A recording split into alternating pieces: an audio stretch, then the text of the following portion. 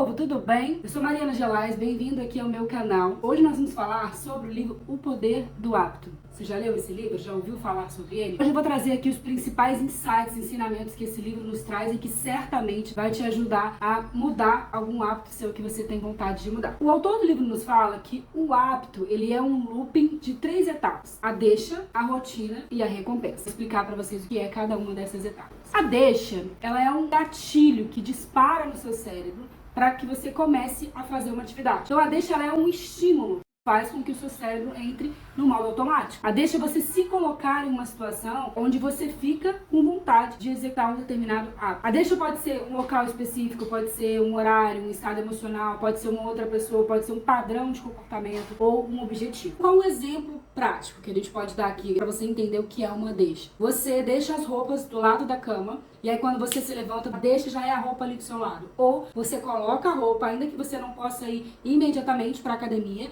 mas você cumpre os seus compromissos ali principais e vai para a academia. Então você permanecer com a roupa da academia é a deixa para você ir para a academia de fato. Ou, por exemplo, você chamar um amigo para ir com você junto para aula de crossfit, junto para a academia. Então você chamar um amigo é a deixa para você ir. Ou, por exemplo, você baixar um app que vai te lembrar, que vai ter um lembrete ali para você fazer aquela determinada tarefa. Então isso pode te ajudar a inserir esse novo hábito na sua rotina. E a rotina? A rotina é um comportamento realizado sempre que você se depara com a deixa. Então tem a deixa, você realiza aquele comportamento. E a recompensa? O que é a recompensa então? É uma espécie de prêmio ou um sentimento de realização quando você realiza a tarefa. O autor traz um exemplo de você comer uma guloseima no meio do dia. Por exemplo, se você está tentando parar de fumar e aí você se recompensa com a guloseima.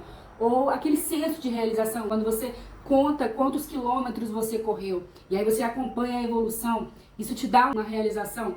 Ou você competir entre amigos para ver quem está correndo mais, isso é uma recompensa, traz um senso de realização. E aí o autor nos dá aqui 3 principais insights que eu achei legal compartilhar com vocês, e o primeiro deles é: somente quando o nosso cérebro ele começa a nutrir pela expectativa da recompensa, ou seja, quando o nosso cérebro anseia pela endorfina, pelo senso de realização, é que o hábito vai se tornar automático. Precisa ter aquele anseio por aquela tarefa, aquele anseio por aquela atividade. Então, quando o cérebro começa a ansiar por essa endorfina, por essa recompensa, é quando o hábito se torna, então, automático. O segundo insight que o livro nos traz é que às vezes a gente precisa mudar hábitos antigos ao invés de criar novos hábitos. Então pare e pense se você não tem que mudar hábitos antigos ao invés de criar hábitos novos. Terceiro e principal insight que o livro nos traz é: para você mudar um hábito, você precisa manter a velha deixa e oferecer a velha recompensa, mas inserir uma nova rotina, ou seja, um novo comportamento. Mude o comportamento, mas mantenha a deixa, mantenha a recompensa. Ou seja, o truque é você continuar atendendo os seus desejos, mas não com um hábito ruim. Então qual é esse truque? Como eu falei, vou dar um exemplo aqui. Você atende os desejos, continua atendendo a deixa e a recompensa, mas muda só a rotina, troca só o comportamento. Então, ao invés de você beber para se sentir relaxado e desestressar, você vai fazer um Muay Thai, vai fazer uma aula de luta, vai pro CrossFit, por exemplo. É uma forma de você manter a recompensa, você mantém a deixa, que é você se desestressar, porque você chega do trabalho estressado e você quer se desestressar. Então, a deixa é o estresse que você tá por causa do trabalho. E a recompensa é a endorfina, aquele sentimento de esvaziei, joguei fora, descarreguei. E aí, ao invés de você beber para relaxar e se sentir relaxado, você vai pro Muay Thai fazer uma luta, por exemplo. Ou você vai pro CrossFit para academia. A dica, o grande truque é você substituir hábitos ruins por hábitos saudáveis, mas hábitos que vão te trazer a recompensa desejada. Por fim, um conceito muito importante trabalhado no livro é dos hábitos angulares. Eu já falei aqui no canal em alguns vídeos sobre o hábito angular, e para que vocês entendam esse conceito, eu vou dar os exemplos, vou trazer os exemplos que o autor nos fala no livro. Ele traz exemplos no contexto pessoal e no contexto profissional também. No contexto pessoal, ele traz um exemplo de uma pessoa que começa a fazer atividade física, e aí, porque ela começou a fazer atividade física, ela começou a se alimentar melhor. Consequentemente, ela começou a ter mais autoconfiança e mais autoestima. E aí, ela melhorou o relacionamento dela com o seu parceiro.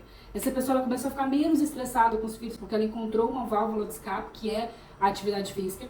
Então, dentro desse contexto familiar aqui, desse contexto pessoal, Perceba que eu falei pra vocês dos pilares, dos 11 pilares que nós temos na nossa vida. No vídeo sobre quando você procura um psicólogo, um coach, um mentor, eu falo sobre os 11 pilares, quais são eles. Mas nesse exemplo aqui que o autor nos traz, essa pessoa, ela tá trabalhando o pilar saúde. Ela começa trabalhando pela saúde, fazendo uma atividade física. E porque ela fez atividade física, ela começou a se alimentar melhor. Então ela melhorou pela saúde. E aí ela começou a melhorar o relacionamento com o cônjuge, com o parceiro dela. Porque ela teve mais autoconfiança, mais autoestima, ou seja, impactou o pilar conjugal. E essa pessoa também começou a ter uma relação melhor com os filhos, impactou o pilar filhos, porque ela começou a ficar menos estressado com os filhos. Já que antes ela chegava do trabalho estressada e descontava nos filhos, agora essa pessoa desconta na atividade física. Então, o conceito dos hábitos angulares, e eu vou falar isso sempre, é que a gente nunca trabalha um pilar só. Quando a gente desenvolve um novo hábito, um novo comportamento, quando a gente traça um plano de ação para melhorar um pilar, a gente, na verdade, vai estar impactando outros pilares também. Eu já até dei esse exemplo aqui no canal. Esse tipo de pessoa, esse tipo de exemplo que eu trouxe aqui, muito provavelmente vai ter uma performance melhor no trabalho também, porque ela vai ter mais autoconfiança, mais autoestima. Isso impacta na performance no trabalho também. Ou seja, um único hábito, a mudança de um único hábito pode impactar no pilar também profissional, no pilar também financeiro. Daqui a pouco essa pessoa recebe uma promoção. Esse é o conceito do hábito angular. E aí o autor também traz o exemplo dentro do contexto organizacional. No livro ele fala de um executivo, ele foi demitido, ele foi mandado embora, ele era um dos melhores funcionários da empresa, mas ele violou a cultura da empresa. E aí ele acabou sendo desligado. Teve um incidente, ele não relatou o incidente, e aí quando ele não cumpriu uma regra da empresa, a empresa decidiu por desligar. A cultura da empresa, a regra da empresa era que você não compartilhar a oportunidade de aprender é um pecado capital. Então, para a empresa, a cultura de compartilhar aprendizado, compartilhar conhecimento era obrigatório, era mandatório. Como ele não compartilhou um incidente, houve um acidente de trabalho, ele não compartilhou, todo acidente de trabalho tem lições aprendidas, ele não compartilhou, ele escondeu, ele foi desligado. E o autor nos traz uma reflexão que para o contexto organizacional é extremamente importante. A cultura da empresa cresce a partir de hábitos angulares de toda uma organização.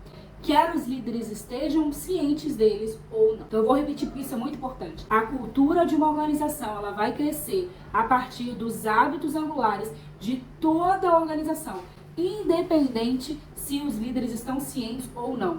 Ou seja, o comportamento que você tolera é a cultura que você está incentivando. Isso é forte, mas é extremamente poderoso, é extremamente impactante, porque, por exemplo, se você tem um líder na sua empresa que ele entrega resultado, mas ele é grosso, ao falar ele é agressivo, ele atropela as pessoas, ele faz assédio com algumas pessoas, mas ele entrega. A cultura que você está criando na sua empresa é de que como você entrega não importa. Se você vai roubar, se você vai furtar, se você vai agredir pessoas, se você vai desrespeitar saúde mental, você está passando a mensagem de que é ok, tá tudo bem esse tipo de comportamento. É essa cultura que você está criando na empresa. Então é muito importante os líderes estarem atentos e cientes de que o comportamento das pessoas, ou seja, os hábitos angulares de toda uma organização vai influenciar na cultura. Aquilo que você tolera e aquilo que você não tolera. Então não adianta você achar que por premiar pessoas de bons comportamentos, você automaticamente vai estar incentivando uma cultura boa na sua empresa. Aquelas pessoas que você mantém na sua empresa, que você tolera,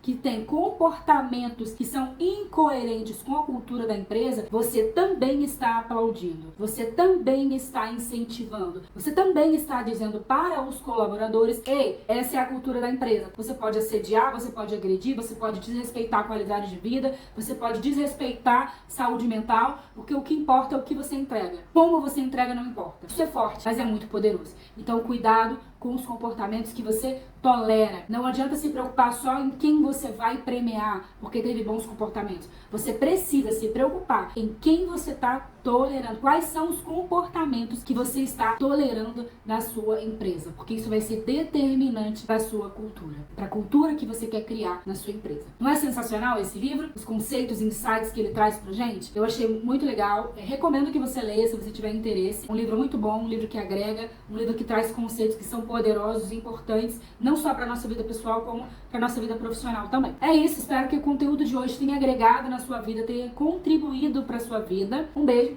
curte aqui se você gostou do vídeo, dá um like, compartilha com quem você acha que precisa ouvir esse conteúdo, se inscreve no canal se você ainda não se inscreveu e se ficou alguma dúvida, me diz aqui nos comentários que eu vou te responder. Um beijo, até o próximo vídeo.